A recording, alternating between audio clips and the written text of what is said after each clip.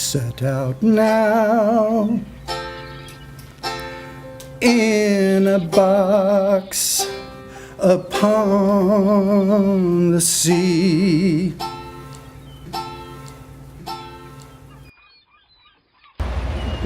Boston, of course, was the cultural center around Harvard, particularly of the early New England, before before the United States of America even, and very much the place where the arts and poetry and the rest were happening.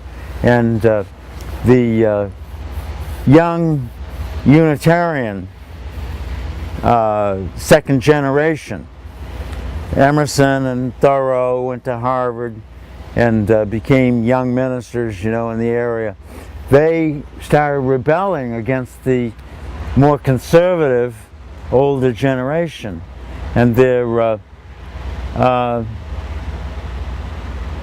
more dogmatic Christianity, you might say. Although William Ellery Channing, who was one of the founders of Unitarianism, was far from conservative. He was evolving in a very progressive way and was very influential on this young generation who went and listened to him in the pulpit in Boston. Federal Street Church it was called at that time, and now it's the Arlington Street Church in Boston. And Channing was a brilliant, very brilliant, and very far-reaching in his theology, developing almost a humanistic Christianity, humanistic, liberal Christianity, you'd say, and powerfully influential. And he paid attention to the young guard when the older people of his generation were not. He was much more open to progressive thought and the rest. And they venerated him, and he gave them recognition. Thought they really had a great contribution there, man, which was so. This last Sunday was Margaret Fuller's 200th birthday. And we're doing her bicentennial. That's why I came out to Manhattan, up this way. I was going to be at this Universalist thing, but I had the date. I thought it was a Saturday, and it was a Sunday. Susan got to get back, and they heard me anyway last year. I talked about it. And as a woman, she couldn't go to Harvard. And her father was her tutor. He was a congressman out of Cambridge, Massachusetts, born there. And she was brilliant and way ahead of the guys who were going there to Harvard. Theodore Parker and James Freeman Clark and others who became part of this transcendentalist movement. And so she palled around with them. And she... Kerouac's buried in Parker's Cemetery in Lowell. Really? Yeah. Really? Yeah. And in Lowell, Massachusetts. In any case, they were the culture of the day. And I grew up, they were somewhat in the they were recessive, you might say, in the sense that their mysticism and their intuitionist philosophy and had become a little passé. Emerson had become a little passé, He very widely read in his day and had an impact on Europe even. Very, the first American philosopher really to be taken seriously in Europe. And but by the time it played itself out, it had affected the whole of Unitarian Universalism and other religions as well. It was the liberal religion for the day, and it had tremendous impact, although people at first put it down and it was unorthodox and heresy and all that. by the time it had been around a while, it sunk in. But by the time I went to college, there was a little revival at Harvard in some of the American studies that Olson studied at, of American Transcendentalists by this guy Perry Miller, who was quite an astute scholar, came out with a book on American Transcendentalism. So it was just becoming back part of the thing to look at. And of course it had a lot to do with the revolution of the 60s and 70s, where again people and youngsters even keyed in on the writings, like Walden and Thoreau and Emerson's writings to some extent, but largely Thoreau and some of the women writers. Margaret Fuller had tremendous influence in the 20s and 30s when there was a revival of feminism, because she wrote the classic work called Women in the 19th Century, which was a bestseller. She outsold and was outread Emerson. Emerson barely sold compared to Margaret Fuller. She ended up going down to New York and being a first woman journalist for the New York Tribune. And she'd write these tremendously long pieces nowadays, you think of them, for the paper. And she was the top literary art critic in the country, travel and all that kind of stuff. And so she was very famous, very widely read, and her books were bestsellers. A scandal. People were shocked by her Women in the 19th Century, which was a first real treatise in America, in the United States, on women and their rights, although Judith Murray here in Gloucester was a predecessor writing on women's rights, but not a whole book or like Fuller had done. And he was a playwright and a poet. Victor Carpenter. Victor Carpenter, come on down. Hi, Victor. It's Victor Carpenter. You can hear from this Mr. Old Friend. We're doing a little interview. Hey. Good to see you. You know this gal. Indeed I do. Hi. Indeed I do. What a treat. Well, she was somewhat scandalous because she was very revolutionary in her thought. Want to keep? But became even more scandalous at the end of her life. She only lived to be 40. She and her husband and a baby died off the coast of New York in a boat crash coming back here to the States from Italy. And Boston was scandalous to the fact that she'd had a child at her age, and that she was supposedly married, but they weren't so sure she had the child out of wedlock and all that. But even more scandalous, she'd become a revolutionary in the usual understanding of the word in Rome, when the whole revolution was sweeping Europe in 1846 to 1850.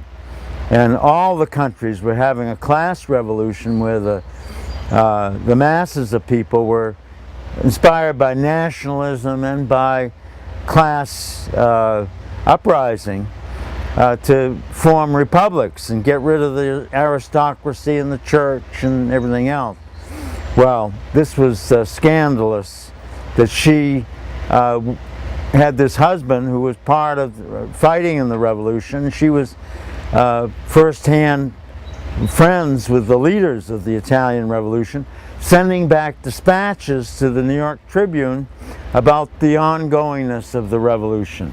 Well, they were published, but they were the only really truthful accounts of what was going on in Italy in particular. But she had spent time in Paris and London and on the way down to Italy. But Italy is where she took root and really loved to be, in Rome in particular.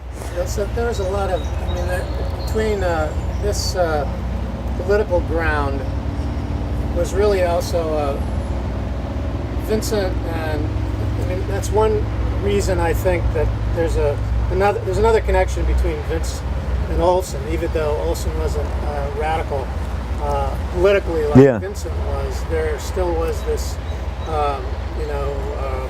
blue collar connection. Very much. The two of them. Very much, and Charles was out on the boats, and he was a postman, and he's a working man, and had to earn his living, and best they could, and I would say, of course, Olson was anti-communist, and Vincent, I don't think ever became anti-communist, but he certainly felt betrayed by the party and all that, like many did who were part of the party in the early days. But he wasn't as deep into the real revolutionary perspective as Vincent was. But his thinking was quite radical, populist, I'd say, more in tone, and rooted in the American Revolution and the spirit of the revolutionary movement of the Transcendentalists and the rest. The year Margaret ended up in Rome was the same year Marx and Engels wrote the Communist Manifesto. And she was quite a class revolutionary, and and took up socialist and communist ideas, although it was more what you'd call a democratic socialist in their perspective. But kowtowed and mixed and was with the communists on the street, but very much a part of it. She, during the uprising when the Roman Republic was set up in January of '49, she was back in Rome and writing the dispatches, and was offered to be director of the hospital there in Rome for the wounded. And so she was the first Florence Nightingale. She was running a hospital for the wounded and the rest during this whole revolutionary period, while her husband was up on the guard, guarding and protecting. Ultimately, it was the French who betrayed the revolution most, in that, of course, remember Beethoven felt very much betrayed by Napoleon after he had written the Third Symphony for him, that he'd become a dictator. And the nephew of Napoleon Bonaparte took over France, and they sent an army down to Rome to liberate it, because the Roman Republic had been declared, and the Pope had fled in the night in his priest's outfit, and the people were jeering him. I want to get back to this subject of Back to Olson. and Olson. Why did you call me up the beginning of April and want to try to do this again? Well, I felt it was one of the drop stitches we had still, that it was a very important project. What was? We were talking about here in Gloucester to get the place, that it was something we'd had in mind always, that Vincent's, he wanted it to be a poetry center. He wanted to bequeath it. And but then again, his bills were so great he couldn't bequeath it. So there it was sitting, and as it sat, and the price seemed more affordable, it just seemed like, well, let's make a stab and try to do this before I go out here with my cancer. And I felt it was this town is very important to me, and its heritage, along with Berkeley and San Francisco and LA, that there's this close relationship between these areas that one wouldn't necessarily feel likely, but it comes out of the artistic tradition, particularly of San Francisco and LA, which has a much stronger artistic tradition than people realize. That's where, you know, I started my ministry there, and there was a tremendous movement of the arts there at that time in the 60s. So it was all of a piece, you might say. And I see it as part of the carrying on of the revolution. I think Margaret was correct. She later, let me read just one thing from her that she wrote in one of her last dispatches. She said, the next revolution here and elsewhere will be radical, she said. Not only Jerusalem must go, but the Roman Catholic religion must go. The Pope cannot remain even in his spiritual power. The influence of the clergy is too perverting, too foreign to every advancement in health.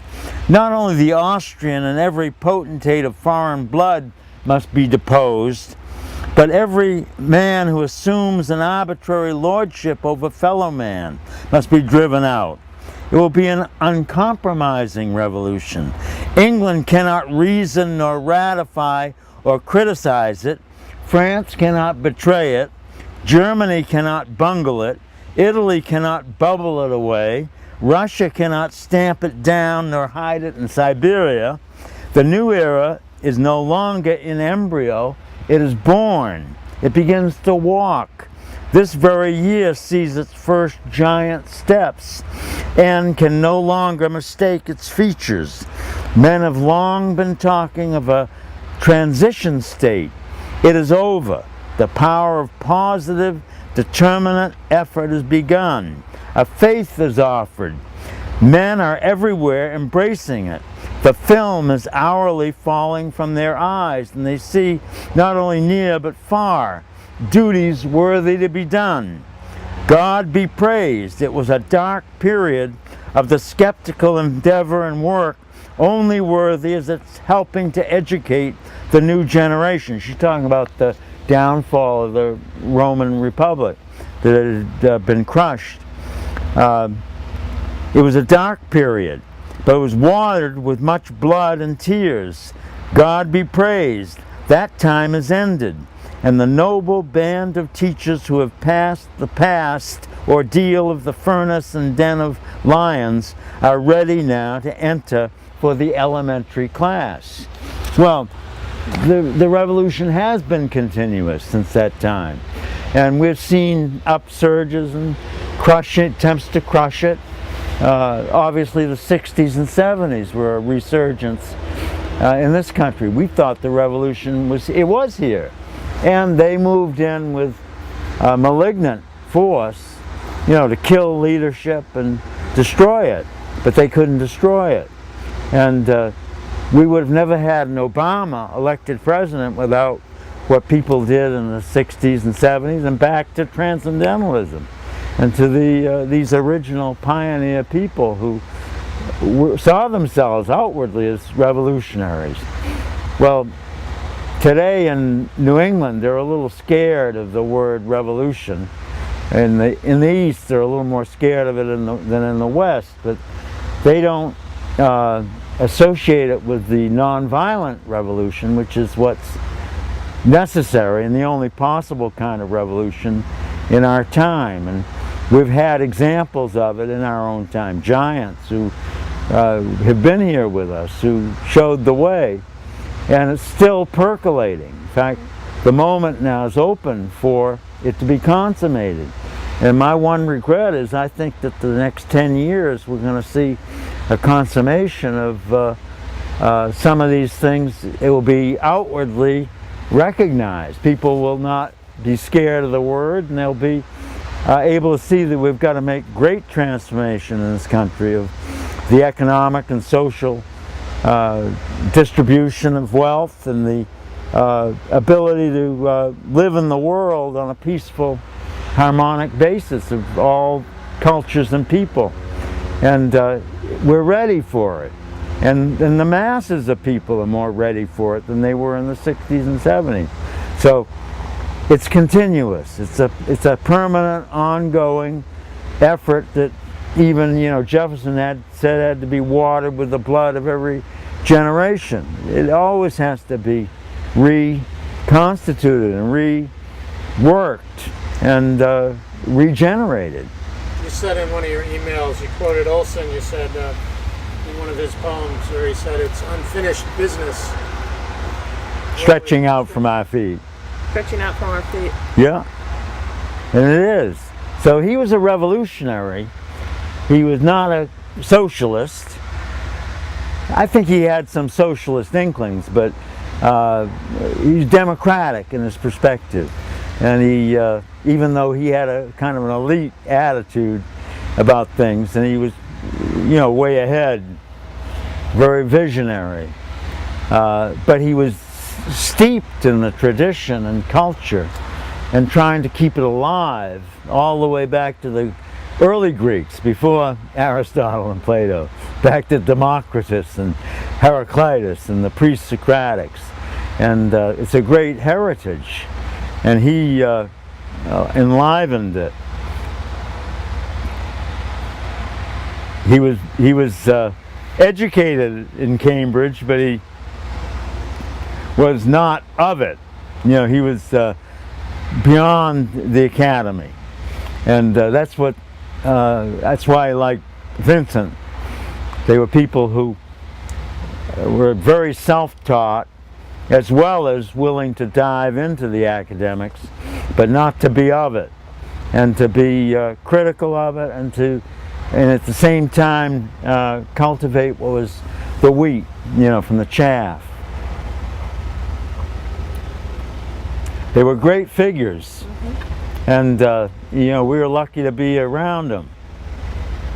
And we got a great heritage to pass on, and we're going to see a lot of, especially our younger generation, are amazing in their capacities, and they're turning away from the moneyed game to the arts and culture, and to a good life, a quality of life and humaneness, you know, because the country's been on a dead trajectory.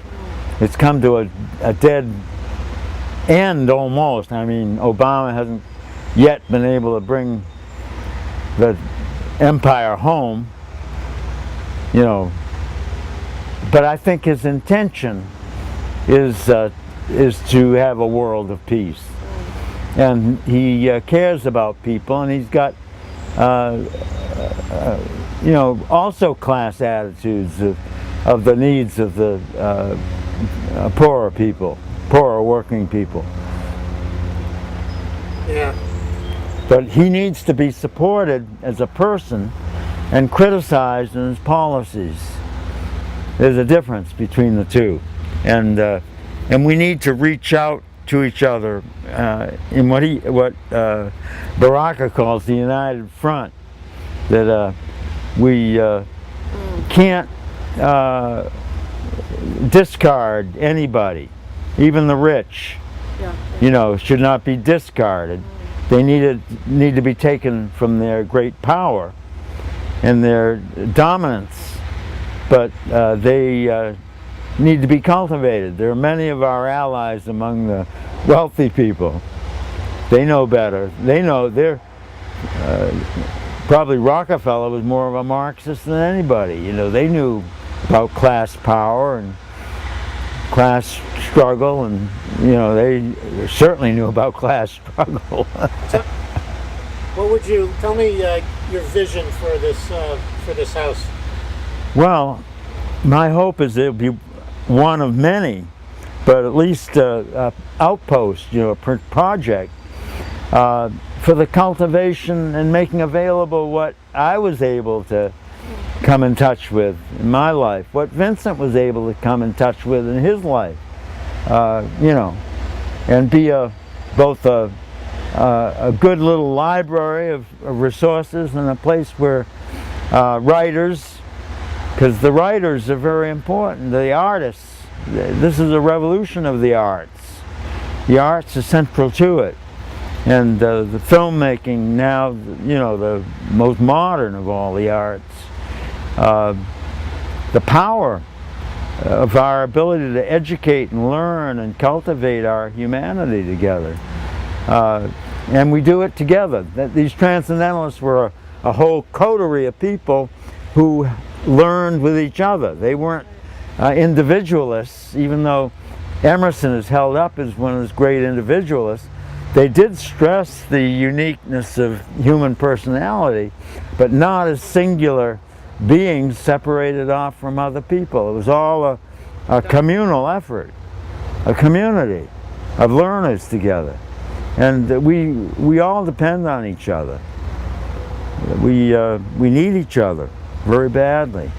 So that's part of the religious tradition that goes way back, as well as the up-to-date contemporary revival of a deeper insight. I know you have to leave soon, so we'll wrap this up.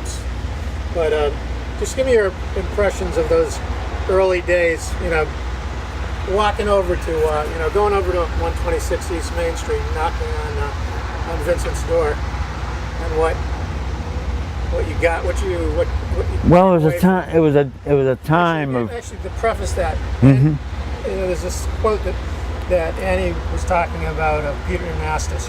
What he said about going over to Vincent's. He'd go over there to talk about poetry, but he'd end up just talking about life. Yes. Yeah, yeah. Yes. Well, we were riding a tremendous energy there in the late 50s when I went to Berkeley, and the poetry renaissance there with Duncan and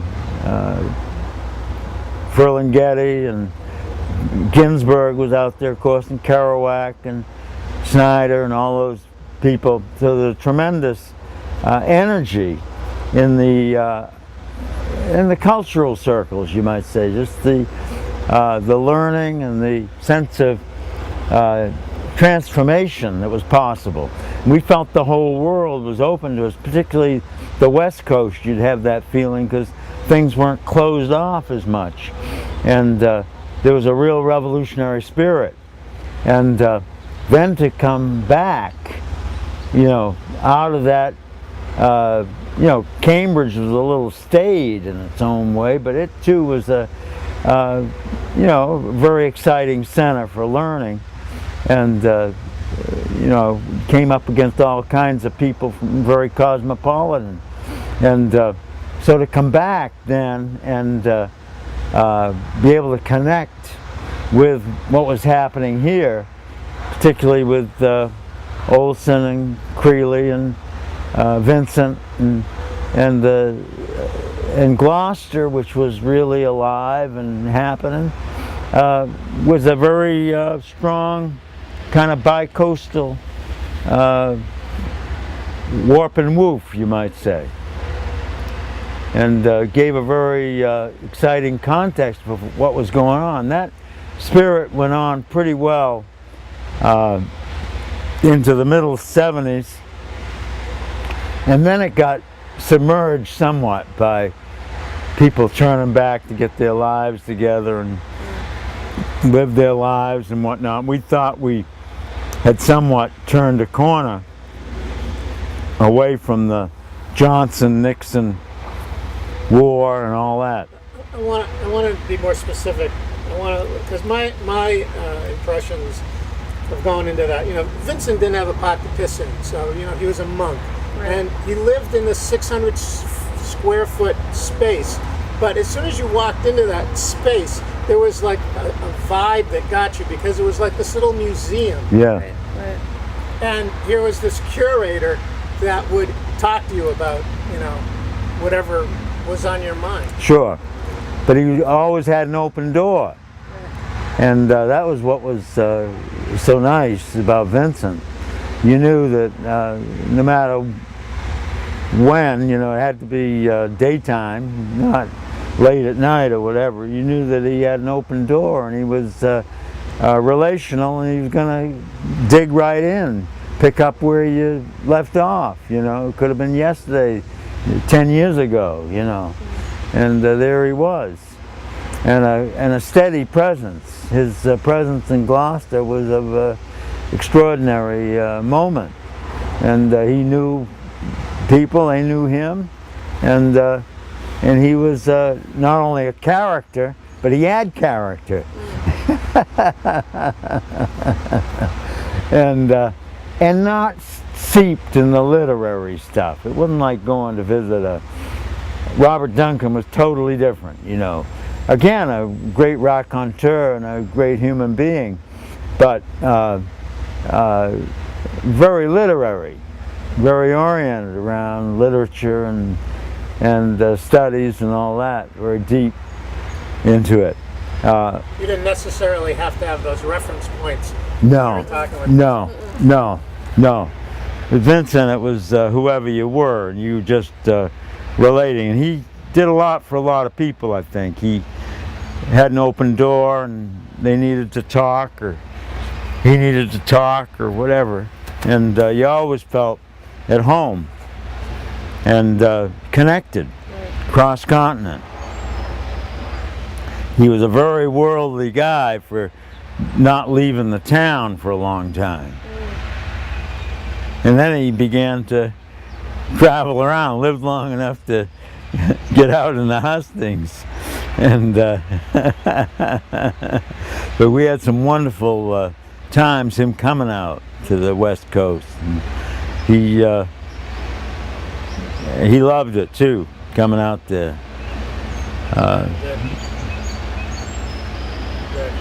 But it was life, like you say. It was not.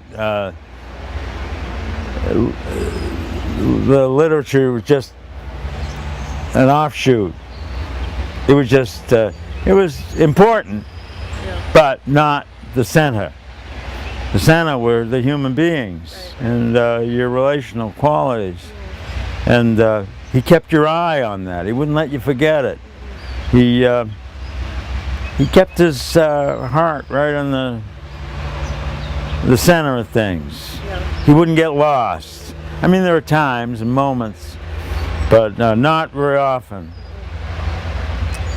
You know, going through this or that struggle, but it was a wonderful relationship. Yeah, very the kind of thing you just hunger for, you know, in life. You know, I have this idea about, you know, Olson brought the outside world to Gloucester, and Vincent sort of was the inside of Gloucester. Yep. And so, like, with it, you know, there's like this yin Right, yang. it's a yin yang. Yeah. Cancer the crab. He was very much in his, kind of like in a cave almost, Yeah. but it didn't remain a cave. It was not a cave closed off. It was not a hermit cave. Although he was somewhat of a hermit. Hermit of the Clouds. Yeah, that's right.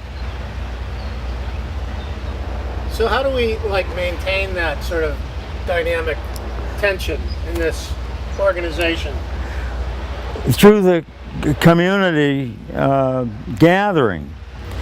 I like Annie's idea, having these dinners every several weeks and having people in. Keeping the place lively, have it be a meeting place. Have it be the kind of place that Vincent made it. And reaching out. He loved to go into the schools and work with the kids and stuff. They loved him too. He'd come in, these junior high kids. I remember saying in one of the junior high classes, he says, writing a poem, a good poem, he said, is like having a good shit. Yeah. And it kind of shocked him immediately, but not long, you know. That there was language they couldn't get away with. And the teachers probably couldn't get away with, but Vincent could get away with it. Yeah. And but he loved interacting, all ages, very old to the very young, and just stayed present. That's a very religious quality, you know. That's the heart of it. Yeah. And he was there. He didn't need a church. We don't need churches, but they can be helpful too. I mean, they're not if they're alive and people are coming together and meeting each other and doing things together, fine, what they should be, you know. But we don't have to have them, but we do need communities. And they don't have to be defined as a church or a religious group. They are religious at heart. That is the center of the religious spirit, is to be engaging each other, learn from each other, bringing stuff to each other. It's amazing the impact you have on people over a lifetime. You don't realize it until they start, getting back in touch. I've got these most beautiful letters while I've been sick, from colleagues who I didn't even know were thinking about me, And the people that you've affected in your life. It's why we do our work. You've brought Vincent and Charles to life in those films, the beautiful films of their life, and it's a real gift. It's a real gift to people. You just keep doing it, and we're nourished by it. I mean, you don't do it because you're just being altruistic. You're doing it because you get a lot from being able to share yourself, and it's reciprocal. It comes back to you tenfold, Well, the wonderful thing is that it's a constant source of learning. Oh. So. Well, I just finished that book now. It took 12 years from conception to getting it in print, and sometimes very lonely work. You got to do. Vincent had very lonely, creative life, and it's nourished by, here now it's open. Now it's closed, more like the clamshell, opens and shuts, into the cave and out of the cave,